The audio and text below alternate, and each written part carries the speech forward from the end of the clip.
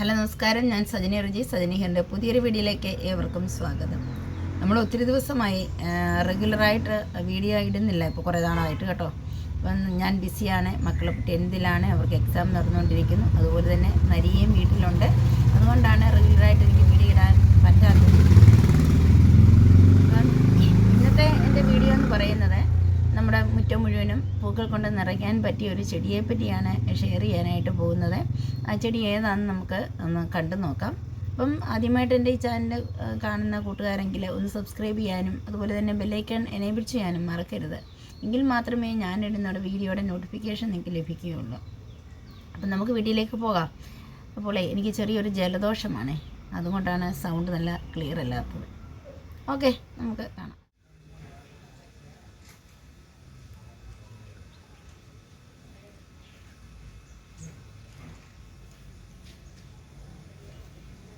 Hello guys, ഞാൻ നിങ്ങളെ കാണിക്കാനായിട്ട് പോകുന്നത് പെൻഡാസ് ചെടിയെയാണ് കാണിക്കാൻ പോകുന്നത്. നമ്മുടെ മുറ്റം മുഴുവൻ നല്ല അതിമനോഹരമായ പൂക്കൾ കൊണ്ട് നിറയുന്ന ഒരു ചെടിയാണ്.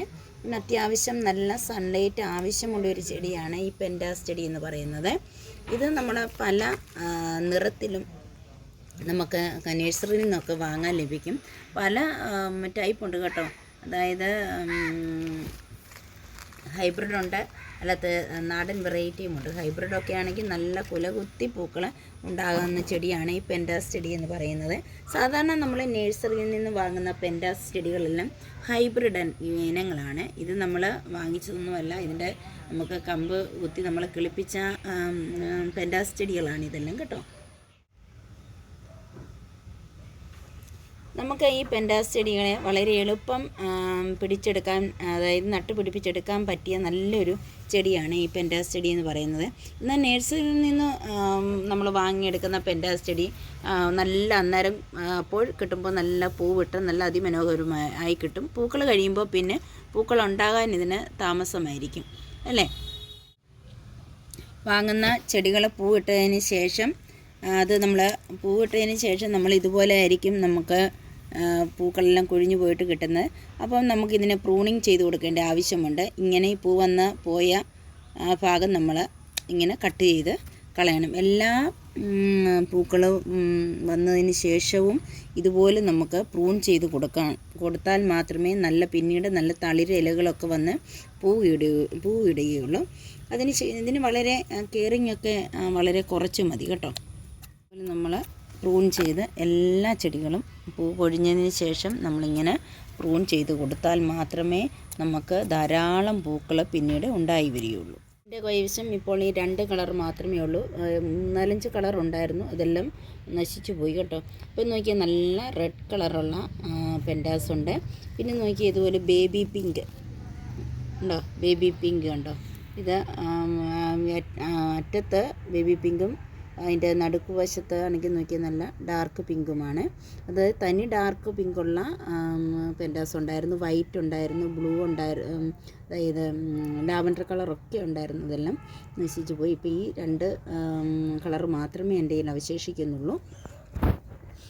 അതുപോലെ തന്നെ നമ്മുടെ ഈ ചെടിയാണെങ്കിൽ ഇതുപോലെ ചെറിയ പോട്ടിലാണ് വെച്ചിരിക്കുന്നതെങ്കിൽ അത് മാറ്റിയതിന് ശേഷം ഒരു വലിയ 8-10 ഇഞ്ച് വലിപ്പമുള്ള ചെടിച്ചട്ടിയിൽ നടുന്നത് നല്ലതായിരിക്കും. ഇതിന് അത്യാവശ്യം ഇച്ചിരി വേരോടിയാൽ മാത്രമേ നമ്മുടെ ചെടികൾ നല്ലതുപോലെ വളരുകയുള്ളൂ. ഇത് ചെറിയൊരു പോട്ടല്ലേ, അപ്പോൾ അതിനത്രമാത്രമല്ലേ വേരോടുകയുള്ളൂ.